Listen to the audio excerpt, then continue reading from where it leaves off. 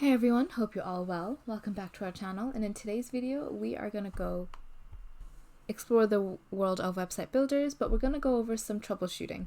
When you're building the perfect websites, it's never without any issues or any faults. So in this video we'll go over some common bugs and issues that can come up whenever you are using the internet or web developing in general, and how to troubleshoot them effectively.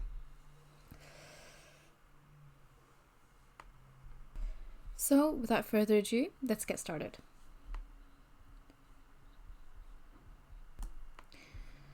So when it comes to website builders, they offer a convenient and user-friendly platform for creating websites without the need for extensive coding knowledge, but developers may encounter certain limitations and challenges when using website builders. So let's go over some of the challenges that are quite common in today's world of website builders. The first one is website not loading or displaying incorrectly. So this will happen basically whenever the website is not loading at all or it's loading incorrectly, like with missing elements or formatting issues. Some possible causes of this kind of problem, there might be a problem with the website's builder's servers. There might be a problem with the website's domain name or DNS settings. There may be a problem with the website's code or configurations. So let's go over some steps. First thing that you want to do is check that the website builder's status page and to see if there are any known outages. So website builders like Elementor will have some status pages that you can check. Wix will also have status pages as well. So if there are any issues that Wix know about, that you can get updates from there as well. Other places you can get updates from are their social media links. So if you follow them on social media, they'll be able to update on social media as well if there is like a known issue that's happening, and you can get some updates from there. If the status pages are showing okay, or if no one else is reporting any kind of issues, then you want to check your domain name and DNS settings to make sure that they're correct. Then you want to clear your browser's cache and cookies, and try accessing the website from a different device or network. It would be a good idea to connect to 4G or like your mobile data instead of no network or Wi-Fi. And contact the website's builder support for further assistance.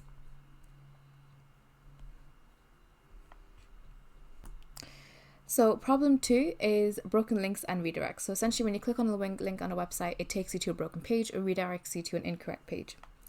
Some causes of that, the link itself may be outdated or incorrect, the page may have been removed or deleted, there may be a problem with the website's redirection rules as well. So, troubleshooting steps for this one. You want to check to make sure that the link is spelled correctly and that it's actually pointing to the correct page. You want to check the website's sitemap to see if the page is listed there. And if you need further support, if you are a user, you want to contact the support team for further assistance. If you are the webmaster of the site, then all you need to do is set up something, either fix the link if it's spelled incorrectly, and if not, if it's the page that's just been removed, you want to set up a 404 redirect so that that broken link doesn't link to a 404 page. It would link to another page that has similar information, or like even simply the home page is fair enough as well. You want to, as another step, you want to use a web-based SEO audit tool to help you identify broken links on your website. So Ahrefs is a leading SEO toolset that provides a comprehensive suite of features for analyzing, optimizing, and trafficking a website. It's also widely used by SEO professionals, digital marketers, and website owners to improve their website's visibility and search engine ranking. A really useful tool that Ahrefs have is that it does track any broken links that are on your site, so you can keep running audits on your website, and it's recommended to run them as much as possible. So if there are any new links that are broken on your site, you can fix them as soon as possible. So definitely one to watch out for if you are wanting to up your SEO game a little bit more. So the next problem is quite a common problem, and that is slow loading time. So essentially the website is too slow to load, or it takes a long time for pages to render. Possible causes, the main one might be that the website may be hosted on a slow server, or it's using too many large images or videos, or the website may be using too many third-party scripts or plugins. To troubleshoot that, what you want to do is test the website's loading speed using a website speed tool test. These are things like GTmetrix or Google Lighthouse to analyze the website speed. You want to optimize the website's images and videos. Depending on what platform you're using, there's different ways to do this. With WordPress, there are loads of image compressor plugins out there, both free and paid. With Wix and Squarespace, they don't have any inbuilt image compression tools, but what you can do is use an online image compressor like TinyPNG and compress your images before you upload them. And that way you have a compressed image and optimized image as well, and then already set up on your website. Disable any unnecessary plugins or scripts. So this is mainly referring to WordPress websites and custom websites in general. Plugins and scripts are a great way to add more functionality to your website. However, some of them are quite bloated and they can add to your performance time. So if there are any plugins on your website that are no longer being used, or the functionality can be replaced with something a little bit lighter, I definitely recommend that because it can make a world of a difference as well. And contacting your hosting provider to see if they can upgrade your server. So if you've done all the other things, optimizing your images, testing your page speed, and disabling plugins, and it's still running slow, then it's usually an issue with the server. And this may be something that's not a problem in the beginning, but as your website grows, adds more content, gets more traffic, the hosting environment that was initially set up for you may not be the hosting environment that works for your site now. So it's worth contacting your hosting provider to see if they can upgrade your server. Let's go over some really popular hosting providers that are out there, so that you can pick a hosting provider that is scalable, easy to use, and good for your website as well.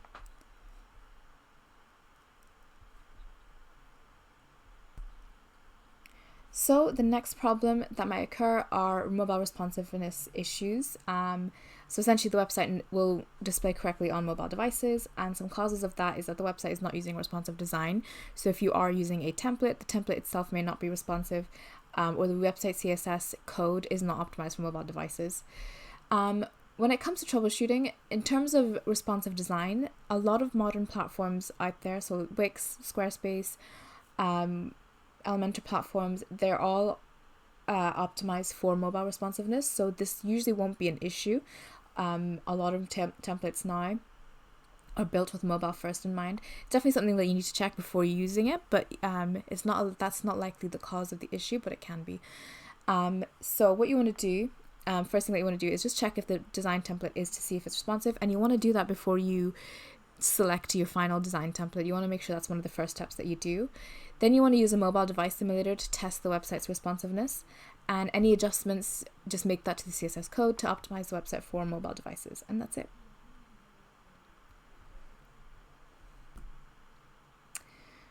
And lastly, we have the last problem, which is security vulnerabilities. The website can be vulnerable to security attacks like hacking or malware. Some possible causes is that the website is not using a secure connection. The website could be using outdated software, and the website may have security flaws in its code. So the first thing that you want to do is check the website's security settings to make sure that they are up to date.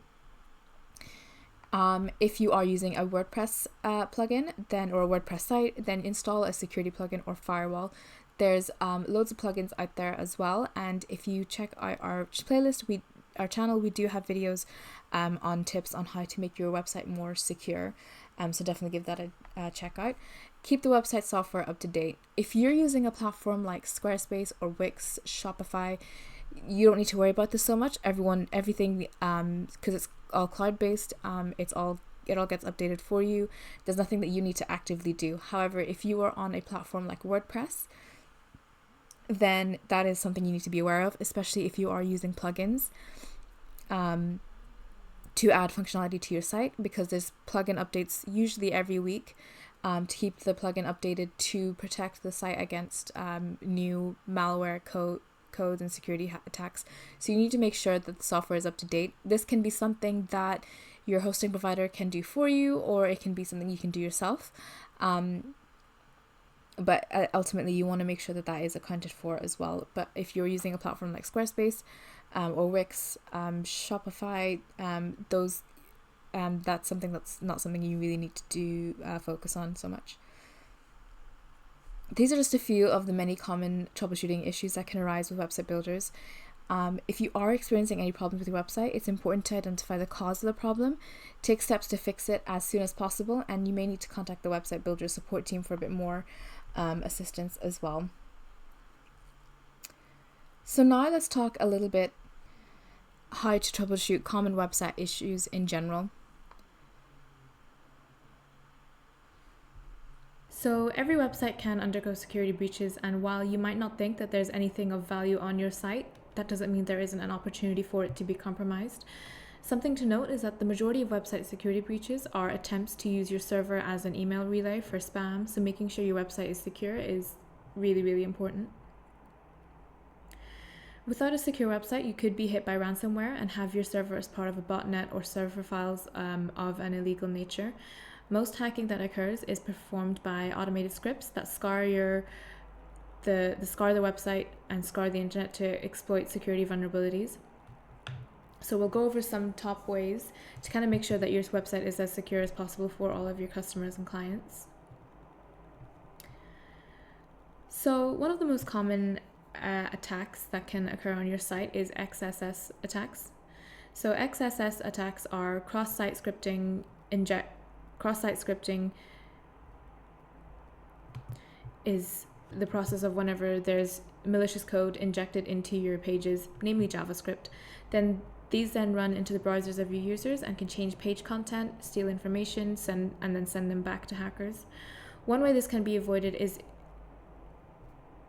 if you show comments on a page without any validation. So an attacker can see this and then submit comments that contain script tags and JavaScript tags, which can run in every user's browsers and steal their login cookies. This then allows the attacker to take control of the account of every user who has viewed the comment. To prevent this from happening, you have to ensure that users cannot inject active JavaScript content into your pages. Pages are now built primarily from user content, which generates HTML that can be interpreted by front-end frameworks like Angular and Ember. These frameworks can provide lots of XSS protection, but not always. If you mix server and client rendering, then you can create new and complicated attack avenues for hackers. What you have to focus on is user-generated content that could escape the bounds you expect and be interpreted by a browser in a way that you haven't noticed. To protect against these attacks, when dynamically generating HTML, use functions that explicitly make changes that you are looking for, or use functions in your templating tool that automatically do appropriate escaping rather than setting raw HTML content. One powerful tool to consider as well is Content Security Policy, or CSP. A CSP is a header your server can return, which alerts your browser to limit how and what JavaScript is being executed on a page.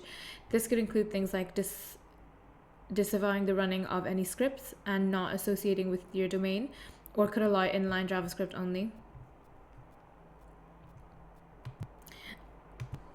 Another step you can take is to protect against any XSS attacks is to validate and sanitize user data.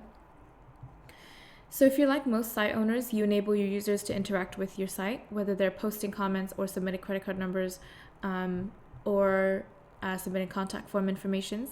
And that's a crucial part of any websites. And these user interactions present lots of opportunities for hackers to launch these XSS attacks. That's because user input fields gives access to your site by design, but you can validate and sanitize the data to make sure nothing malicious comes your way. So if you are, if you have a WordPress website especially, there's a lot of quality themes and plugins that already do this, that already have your site's functionality to make sure the data that's being submitted by users is validated and sanitized. You can just focus on sort of choosing well-made programs instead. To make sure you're picking software that confirms user data, make sure you pay close attention to the plugin's ratings and support aspects of the plugin. So when it comes to downloading new plugins onto your site, again, there's a lot of the plugins that are available, especially the most popular ones, are sort of well built and have a lot of security features that come with them. But it's important to note that a poorly designed plugin can damage your website in terms of the security and making it unsafe for your site. and create more security risks and give hackers a backdoor access to your website. So you need to make sure that you properly vet each plugin before installation. And there's different ways to kind of do that when you're selecting a new plugin. So first thing that you want to do is, when you're looking at these plugins, you want to look at the average ratings. So it's one of the most easiest and most basic things to do when you're choosing a WordPress plugin, is to investigate the plugin by checking out the average user rating, which if you go into the plugin directory, click into the plugin that you want, you can see the ratings on the actual plugin homepage. You can see how many 5 stars it's been given, overall what their ratings are. And it's just under the descriptions tab. So users can give the plugin between 1 and 5 stars. And you want to kind of stay away from plugins that don't have at least 4 or almost 4 stars. Anything lower than that can be a potentially dangerous territory. That being said, it's also worth noting that a lot of users take binary approaches to these ratings. So by selecting, sometimes they either select the full 5 stars or just the 1 star. So that kind of skews the average a little bit. So it's important to look at the ratings and also the number of ratings. So on average, how many 5-star and 4-star reviews are being given compared to how many 1-star reviews are being given. User reviews give star ratings some much needed context as well.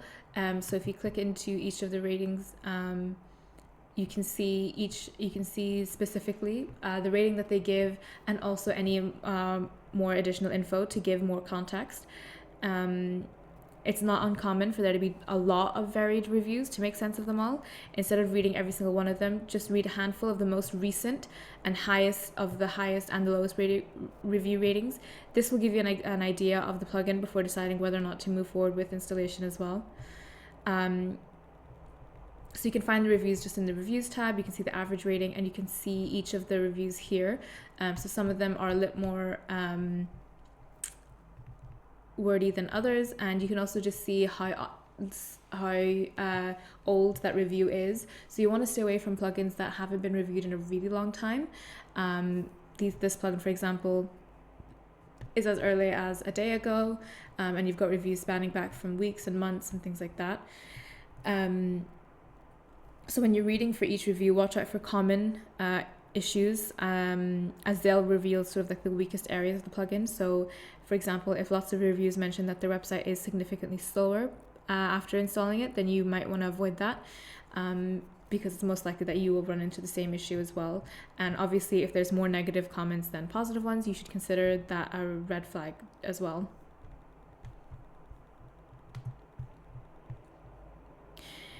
You also want to check out the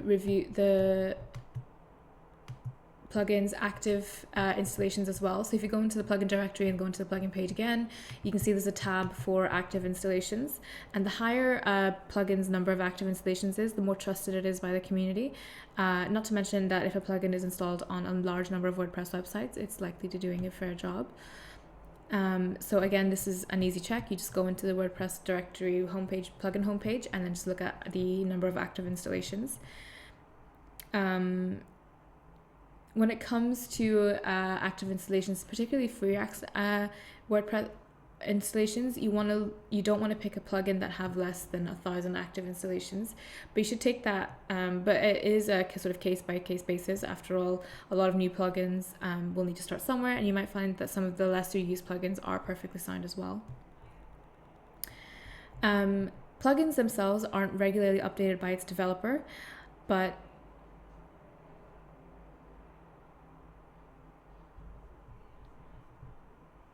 you'll see that in a case of a lot of poorly coded plugins. So when a plugin isn't regularly updated by its developer, it's less likely to be secure. Also, plugins ideally should be updated in line with WordPress major updates to ensure that there's compatibility. The consistency and regularity of updates is also a good way to gauge the plugin developer's level of active involvement. And again, WordPress directory make it really easy. If you go into the development tab, a lot of the plugin themselves will have a sort of like change log essentially. So it provides a list of all the previous updates, so you can see exactly what the developer has been up to since the plugin's sort of initial release.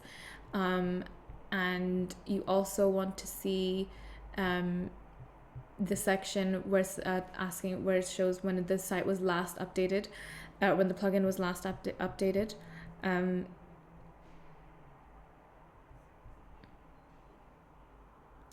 So then if you know that if it's a recent update, especially if it's a recent update in line with a WordPress update, then you know that the plugin's developer is keeping up to date with the plugin, and that kind of ensures that the security, that there's less of a security risk when you're using this plugin.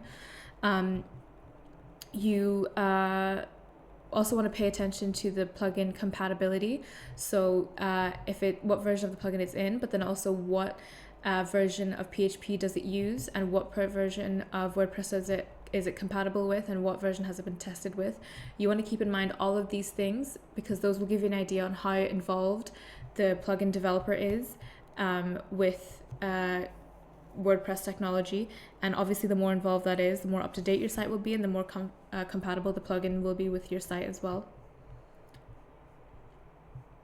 All plugins on the WordPress support repository have a support forum located within the support tab. So if you just click into the plugin repository and then click into support, you can see a list of forums essentially of people creating a topic that they may be having issues with, and that other people can then click into if they're having a similar issue and sort of add in their own sort of input on if they were having the same issue, or if they are still having the same issue, what steps did they take to fix it and things like that. If you can spot regular activity within those forums, it's a good sign that the developer is actively working to solve your user issues. If it's if there's not been a lot of discussion, if it's been years since the last post was since the last discussion had taken place, then try and avoid that altogether. But with that being said, developers might handle plugin support externally. That's because a lot of them aren't fans of the WordPress support system. So you might want to check out their website. If there is a website that the plugin has, you might want to check out their website for further support options. You should also see what kind of documentation comes with the plugin. So if you click into the documentation, there's a section for FAQs, and that's a pretty good place to start when you're searching for essentially a documentation as well. There'll also be a documentation file if one is available. If you can't find any regularly attended support forums, or at least some sort of documentation, proceed with caution, because if things go wrong, you're kind of on your own. In conclusion, third-party plugins are a huge part of what makes WordPress a really excellent CMS, but that doesn't mean you should trust every single plugin on the market, especially when you are thinking about site vulnerability. You want to make sure you go for a well-designed plugin that is capable of the functionality that you're looking for, but then doesn't pose any more security threat to your website.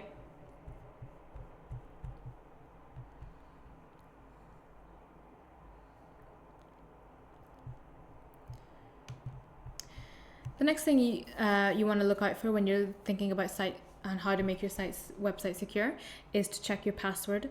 So something every internet user is familiar with is that you need to be constantly refreshing your passwords, as there's something that can be compromised quite easily. It's an integral part of all internet platforms that use strong passwords, and they're used in your server and your website admin area particularly. So enforcing password requirements is a must for users, and some best practices include having an 8-number character minimum, which includes a special number or a special character, as well as an uppercase letter. This ensures that your customer's information is protected in the long run. Another important point here is that passwords are stored as encrypted values using a one-way hashing algorithm like SHA.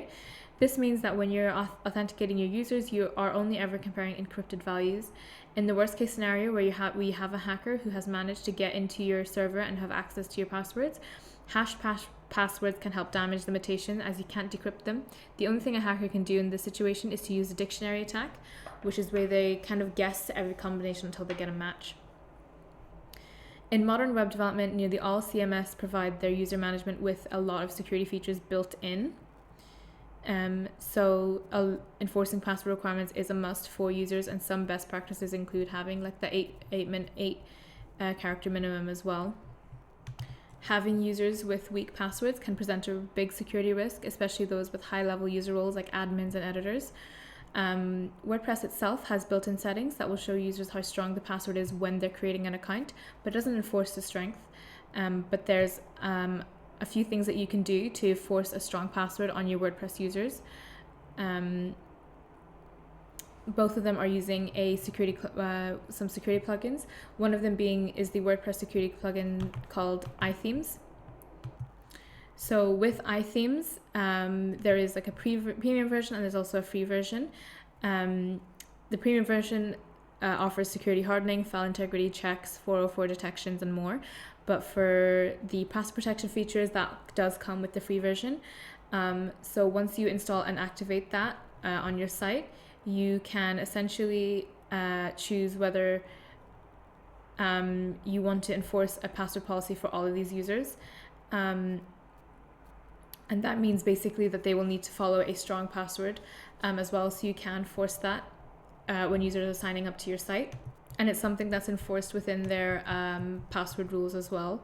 Other things you can do is you can enable two-factor authentication, then click the toggle to the on position, and then click the next button to enable the two-factor authentication. So it's a really good way to kind of make sure that you have the strong password rule there to kind of ensure that users are using a strong password in order to set up their account. So keeping your software up to date is also a really important factor to consider whenever you are trying to make your site secure. Software updates are critical for keeping your site secure, and this doesn't only apply to software but also the server operating system that you are running your website on, be it a forum or a CMS. One benefit of using managed hosting solution is that they apply security updates regularly to your website. It should be noted though that if you are using a third-party software, it is advised to ensure that you are quick to apply any kind of security patches. A lot of CMSs like WordPress, for example, are quick to notify you whenever updates are there as soon as you log on. You should always keep your dependencies up to date, and tools like Gymnasium can give you an automatic updates or notification when a vulnerability is announced in any of your components. So for example, when you first log in to the WordPress database, you can see an update tab in the dashboard as well. Within your dashboard, you can also look at the site health status and see if there's anything within the site health screen that you need to configure. But essentially within the WordPress dashboard, you've got the updates tab here, and if you hover over it, you can see there's like an icon with a number on it. So this is essentially telling you that there are some plugins and themes that need updating. You click on that and it'll show you a whole list of all the plugins, and if there are any themes that need updating, they'll show up here as well. And it just means it's really easy to see exactly what plugins are in need of an update, and you can easily update them one by one through the plugins page or the updates page as well. It's really important that when you are doing plugin updates that you take a backup of your site before. This wouldn't be a problem so much if you are up to date with your backup with your plugins. So if you, for example, this one here, we currently have the 3.11 version or the 3.10 version, but the new version is 3.11. There's not a big jump between between what our version is and between the newer version, and it also gives you the compatibility for that new update as well as 100%. So whenever the update isn't as big, and if there is 100% compatibility there, then you don't need to worry so much about creating a backup, because it's likely you won't run into any issues where you would need to roll back to a previous version of your site where you had an unupdated version of. However, if you have some plugins on your site that haven't been updated in a few weeks, I would suggest creating a backup yourself, whether that's through your hosting provider. So some hosting providers will allow you to make a backup at any time. and store it on their host and store it on their servers, or allow you to download it. So either asking your hosting to take a backup of your site, or you can upload a plugin like all-in-one migration, or a plugin like Updraft to create your own backup, and you'll have the backup file essentially stored in your local computer. And it just means then if something does go wrong, so if you update one of the plugins and you realize it's clashed with another version, another plugin on your site, or it's not compatible, then it just means you have a version of your site that you can roll back to. That's a working version of your site, and try updating your plugin in a different way, or maybe start looking into alternatives for that plugin if that plugin no longer works for your site. So it's really important that you have that backup there. As I mentioned before, so plugins like Updraft are really good for it if your hosting provider doesn't allow you to make plugins on the spot, or if you don't make backups on the spot. Updraft is free, so if you go into plugins, click add new. What you want to do is search for the Updraft plugin, and you're looking for Updraft plugin here by WordPress, for WordPress by updraftplus.com, and you want to click on install now.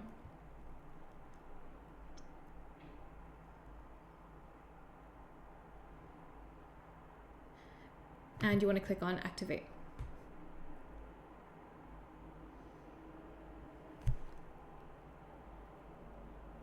So you can see a new tab on the plugins page, and what you can do then is start setting up the Updraft plugin.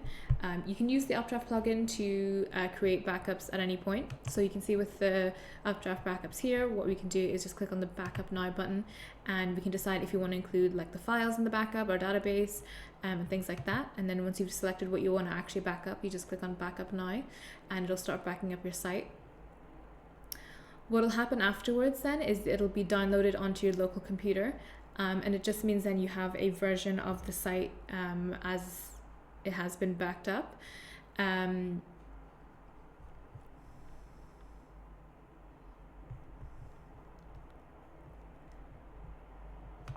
If you go into settings, you can decide if you want a database backup schedule. So if you wanted to back up yourself daily, and how many backups kind of keep on the actual computer itself. What you can do is also choose remote storage as well. So after it's made the backup, instead of downloading to your computer, it'll actually back up to either a Dropbox account, a Google Drive account, and it'll just ask you to essentially select a folder that it can save in, and you can just sign in with Google to set that up. Some advanced features that they have are lock settings and exporting your site settings as well. But just for the case of just creating a backup for your site whenever you need it, the free version will do just fine. Once the backup is there, you can see it's really easy to kind of restore a backup. If you wanted to, just click the restore button, or you can delete them and things like that. In the free version, you can have up to 2 backups saved in the existing backups. And premium, you obviously can save a lot more.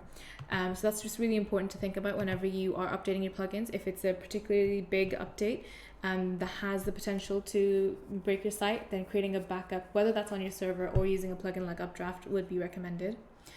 You see, if we go into the plugins dashboard instead of the updates dashboard, there's a lot more information as to what you're updating. So for example, this one here, it actually gives you a compatibility alert that some of the plugins that are currently on your site haven't been tested with the latest version of Elementor. So it's just giving you a warning that this can cause issues. And again, if you're worried about that, creating a backup will kind of help you at least avoid having your site offline for too long, basically. And you can just easily update from the backup from the WordPress dashboard here as well. Another tip to kind of make sure that your site is secure is to remove any kind of unnecessary file or unnecessary, in the case of WordPress, any unnecessary plugins and themes. So when it comes to plugins, sometimes you may download a plugin and you realize it's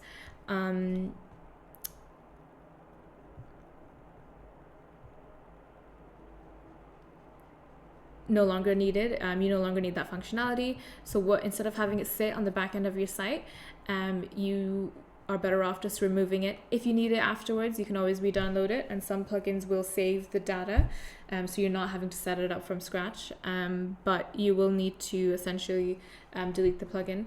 Plugins, at the end of the day, even if they are as well developed and well reviewed, they're at the end of the day a security risk, so you can minimize the threat of that as much as possible by removing anything that you genuinely don't need, especially when it comes to themes. So WordPress themes, you can only run one WordPress theme at a time, so there's really no point in having more than one theme. If you have more than one theme, you need to remove them immediately, because just like plugins, themes can also get hacked as well. So plugins, you can have a few of them if you need them, but themes, you only need one of them. So just another thing to kind of be aware of as well.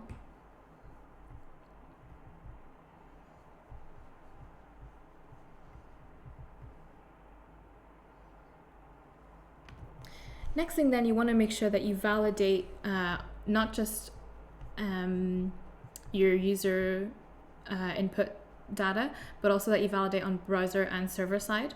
So it's integral that you do validation on not your browser side, but also your server side as well. This allows your browser to catch really simple failures in mandatory fields that can be bypassed, which is why it's integral, and that you check for validation and deeper validation on server side. If you don't do this, you run the risk of malicious or scripted code being inserted into your database, which can cause issues in your site and produce really bad results. You also need to watch out for any kind of error messages.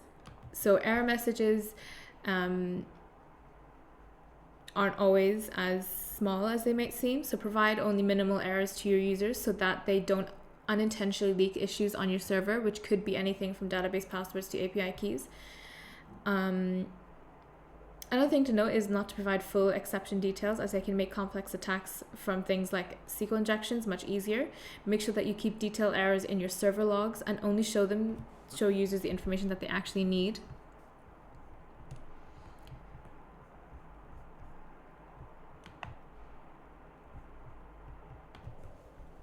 And lastly then, the one thing you want to make sure is that you're using HTTPS. So HTTPS is a protocol used to provide security over the internet, and it guarantees that users are talking to the server they expect and that no one else can intercept the content that they're seeing. If you have anything that your users might want private, for example, if you are an e-commerce website, you're obviously going to be handling user account information, their payment information, credit card, email information, things like that. It's highly advisable to use only HTTPS to deliver it. So making sure that you have that security and that the connection is secure as well. Google have also announced that they will boost you up in search rankings if you use HTTPS. So this is an SEO benefit too. Insecure HTTP is not great for your site at all, and it's time to kind of upgrade as well. And things like that. So when it comes to the security on your site, there's a lot of things, as we've seen, that you can do, especially on WordPress sites. There's lots of plugins out there that can help enhance your security to kind of protect it from malware, brute force attacks, and any kind of hacking attempts. Security plugins are designed to prevent attacks and provide a lot of complete security reports for your WordPress website. The amount of damage a security breach on your website can cause, things like hackers stealing your data, distributing malicious code to your users and other websites, and again, all of this can help destroy your SEO rankings and in general your brand reputation. So to minimize that, what you can do is use a WordPress security plugin. These plugins help you sort of harden WordPress security while also blocking brute force attacks on your website. When it comes to choosing a security plugin, you only really need to use one plugin. Having multiple security plugins can lead to a lot of bugs because a lot of the security plugins will offer similar features, and you'll get some compatibility issues. So it's always best to kind of just pick one security plugin, and there are lots out there. One of them being Securi. So Securi is the industry leader in WordPress security. It's one of the best WordPress security plugins on the market, and they offer a basic free security plugin as well to kind of help you harden that WordPress security, and they also scan your site for common threats as well. When it comes to their features, there's a lot, but the best features that kind of comes with the site is a part of their paid version. So with their paid plans, it comes with one of the best sort of WordPress firewall protection. A firewall helps you block those brute force attacks and malicious attacks from accessing WordPress. The security website firewall filters out bad traffic even before it reaches your server, and they also serve static content from their own CDN servers. Apart from security though, their DNS firewall with CDN gives you a lot of performance. It gives you a big sort of performance boost and speeds up your website as well. But most importantly, they offer to kind of clean up your WordPress site if it gets affected by malware at no additional cost. And you can even take a website already affected by malware, and they will kind of clean it up for you as well. So security is kind of a really good option, especially if you are someone that really struggles with the technical side of things, but you want to make sure that your site is as secure as possible. If you go onto their website, you can see their pricing. So again, they do have a free version of their site, of their plugin, but even their most basic one. So the one with the CDN plan with the firewall is what you're looking at, and you can sort of see which plan, how much they cost, what comes with them. And who they're for. So things like for if you're a blogger or a basic kind of budget conscious site, then this one is plenty, even just to kind of get started with your security and make sure you at least have the basic security there and ready to kind of protect your site as well. Another really popular WordPress security plugin is WordFence. So they offer a free version as well that you can download quite easily from their WordPress directory, and it comes complete with a powerful malware scanner as well, exploit detection and threat assessment features as well. The plugin will automatically scan your website for common threats, but you can also launch a full scan at any time. You'll be alerted if any signs of a security breach are detected, with the instructions to fix them. WordFence also comes with a built-in firewall, but this firewall runs on your server just before loading WordPress, so it makes it a little less effective than a DNS level firewall like Securi. To install and set up the WordFence security plugin on your website, what you want to do is download it from the WordPress directory, and then you want to just log into the back end of your website. And then once you're there, you want to go into plugins, and you want to click add new.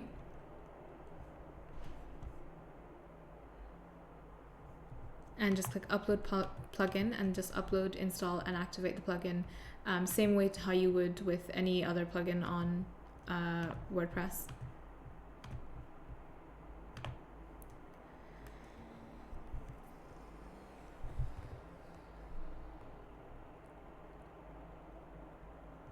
And then just click activate to finally activate it on your site. So once you've activated it, the plugin will add a new menu item labeled WordFence to your WordPress admin bar. You'll see here it's been added, and this page, so if you click into the WordFence tab, you'll see an overview of the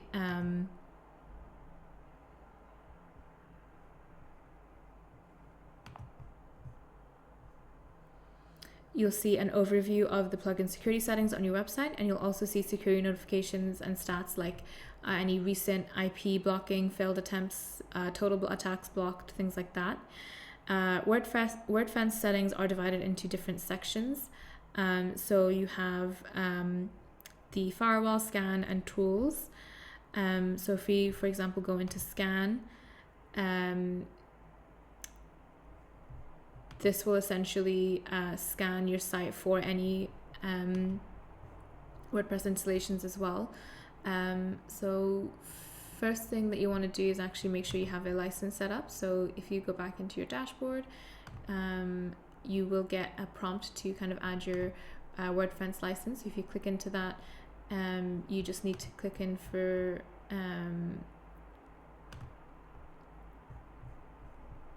a new license as well. Once you have the license key emailed out to you, you just add that in, and then you'll have the WordPress dashboard essentially filled out. So you can see the firewall, you can see the scan and things like that.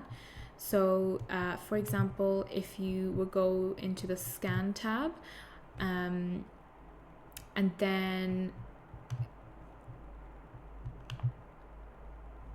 click on start a new scan, WordPress will now start scanning your WordPress files, and the scan will look for changes in file size in the official WordPress core and plugin. It will also look inside the files to check for any suspicious code, backdoors, malicious URLs, and any known patterns of infections.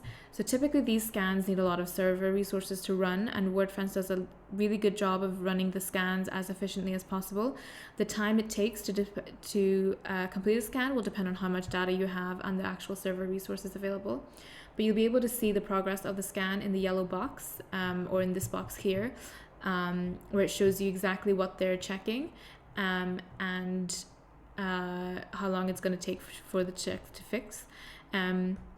The free WordFence plugin automatically runs full scans on your WordPress site once every 24 hours, and the premium version of the plugin allows you to set up your own scan schedules, so you can sort of see. So depending on how involved you want to be in the approach, sometimes the once every 24 hours is enough, and sometimes you want to be tested a little bit more. So depending on your needs, the free version might work better, or the premium version might work better for you as well. And then you can also set up the firewall. So WordFence comes with with a website firewall, and it offers 2 levels of protection. So the basic level, which is enabled by default, allows the WordFence firewall to run as essentially like a plugin, and that means the firewall will load with the rest of your WordPress plugins. And this can protect you from several threats, but it will miss out on threats that are designed to trigger before WordPress themes are loaded. And the second level of protection is called extended protection. So this will allow WordFence to run before WordPress core themes and plugins, and it's a much better option against for protection against more advanced security threats. So you see the firewall here, and then you've got the blocking here as well. But again, that the blocking, you would need to upgrade to premium if you want to enable country by country blocking and things like that.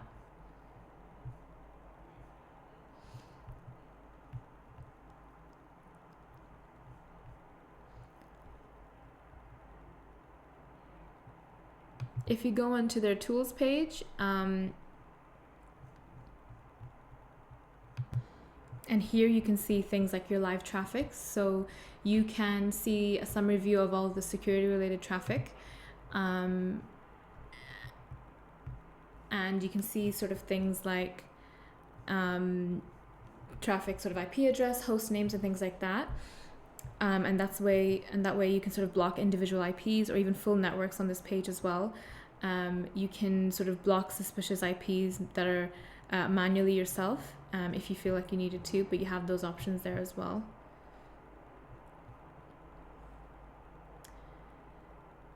So compared to like something like Securi, both WordFence and Securi are great choices to improve your WordPress security, but Securi has some features that give a slight edge over WordPress, and that main one would be the website firewall.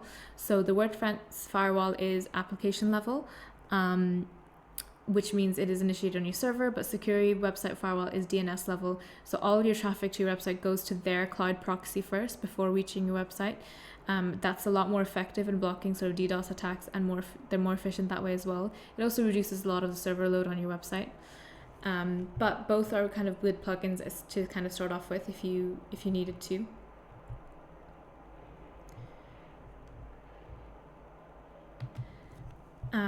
The other one then we mentioned briefly earlier, so iTheme Security. So iTheme Security is another website plugin, security plugin, and they offer a really nice clean user interface with a lot of options.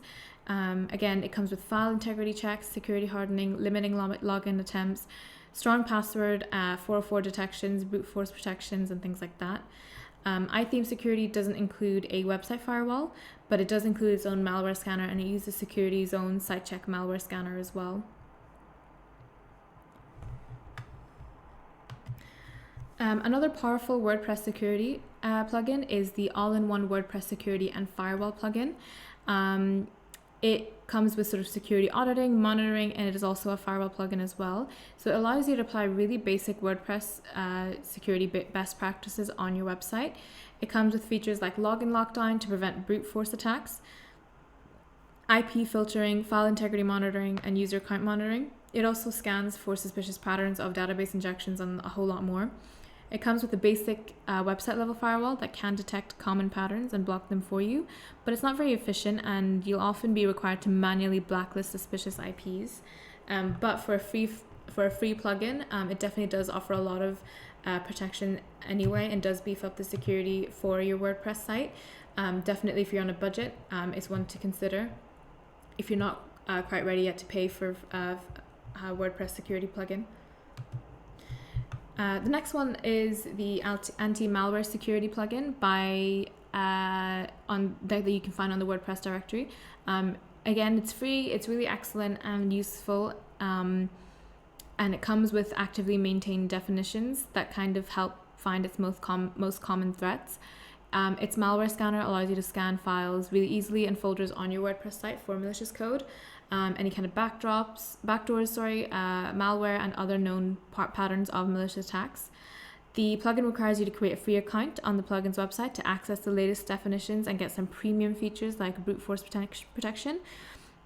And while the plugin runs through tests, it does show a lot of false positives is the only thing, so matching each one with the source file is a little bit of work. It is another good one, but there are sort of the previous ones I've mentioned that I would rank slightly higher in terms of ease of use. Lastly, then you have WP Security. So WP Scan Security is a unique WordPress plugin because it uses its own manually curated WordPress vulnerability database and is updated daily by a dedicated team of WordPress security specialists and community members. They scan your site for over 21,000 security vulnerabilities within WordPress plugins, themes, and the core software.